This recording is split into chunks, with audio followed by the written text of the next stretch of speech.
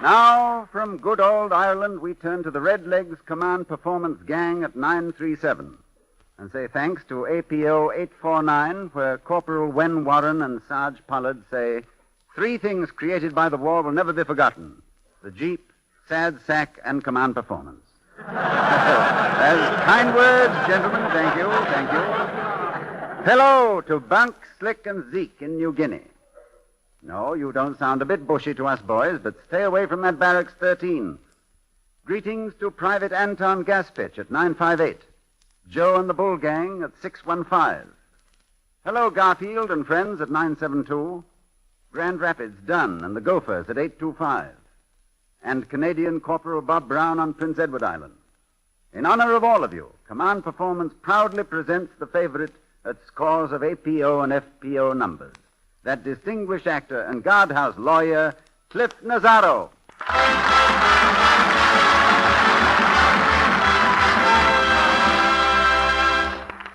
Cliff, welcome to Command Performance. Thank you, Ronnie, and hello, fellows. Cliff, I understand you're quite an authority on Army life. You said it. Half my family's GI.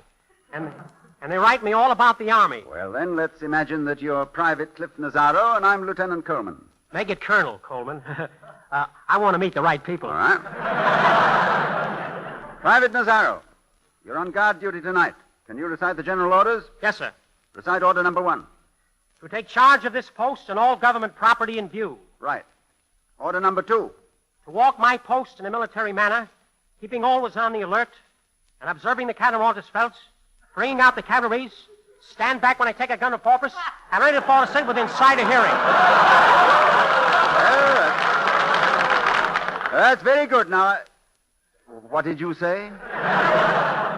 I said to walk my post in a military manner, keeping always alert to face, and if a guy walks up in the master's brace, bring out the pulse, and he tries the capital, I'll give him the cast and the printer trace, and I'll be sure to order my brace.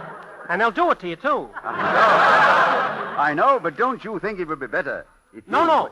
You see, then if I want to see the boys obey anything, I've got to walk on the sentinel who he reads me, and he says to me, if you want to read a full password, Morse, what do you say? Well, I'm going to get myself in the places you're reminded, Mr. Colman. So I just can't afford to bring up the cost, bring the real of my desalvate, and under the office of the guard only.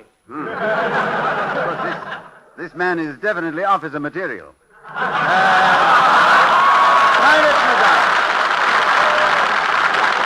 Nazaro, recite General Order number 11. We'll be especially watchful at night, and during the time for challenging, to challenge all persons on or near the post. But if someone should walk up and say, "Can't read Fort Meist," or should say, "Give the password to Maitland," and I stand back and give him order, my pipe was said, who does your laundry? So I just go ahead and let him read the Fort by post and read a brief. But if there's a little capital post or a chant for me to recite, because you know the Army isn't invalid, they're not a Morris. They can't afford a panic pipe with some by mites. So I just send them order made, and furthermore, if I just... Well, yes? I say furthermore, with every chance of made, with all seriousness, Mr. Colman, private base, today in the Army, vice, the children in case we haven't got any caught. If we have to just let the pen of horse of their inmates, we'll have the greatest peace in the man of Bost, and that's how we'll win the war.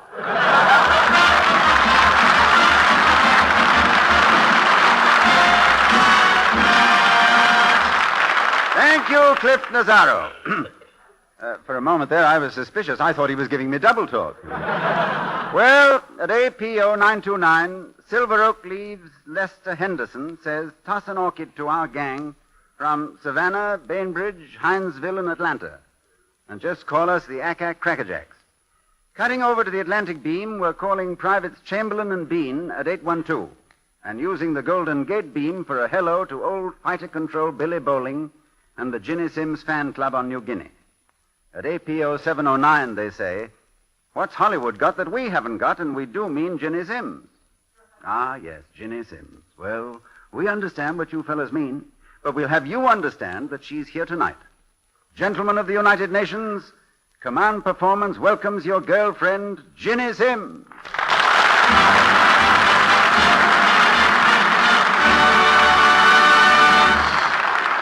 Hello, Ginny. Hello, Ronnie. Hi, fellows. Ginny, when you sing tonight, you'll be answering hundreds of letters.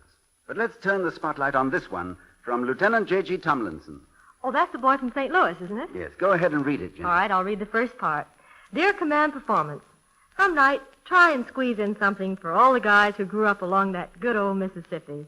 'Cause I'll bet they're all like me. They miss those moonlight rides on the showboats. Of course, we still take moonlight excursions, but in PBY boats and Grumman Wildcats. The point is, I'm personally aching to hear the whistle of a Mississippi riverboat. Well, Tommy, here comes that showboat.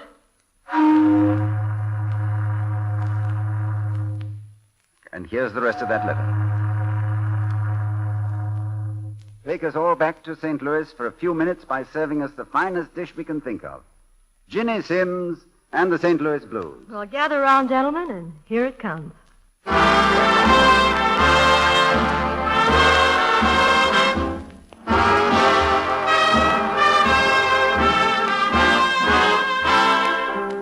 I hate to see the evening sun go down. Hate to see the evening sun go down. 'Cause my baby, he done left this town.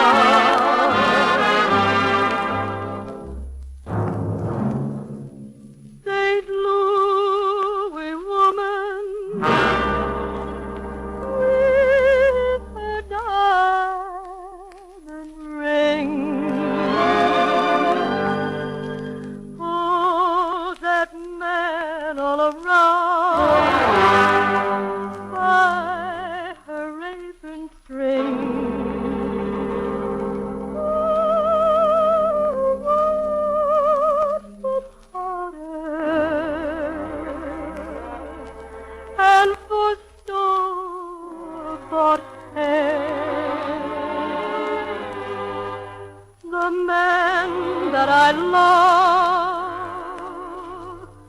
would not have gone nowhere,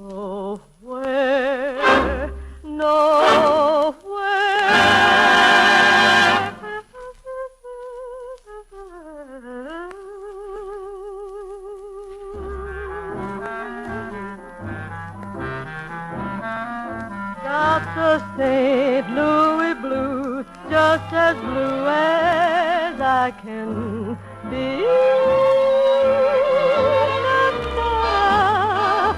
'Cause that man got a heart like a rock cast in that sea.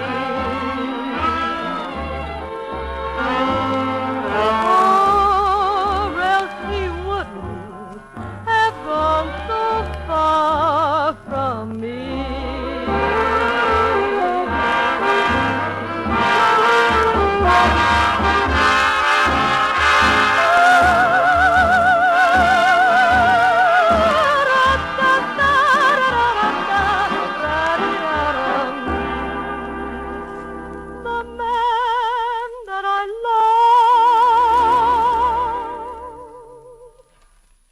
Not have gone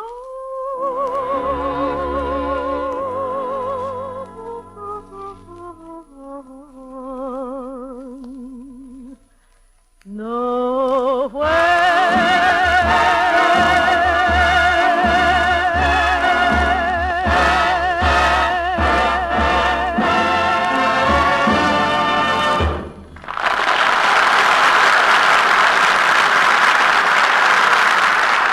Thank you, Ginny Sims.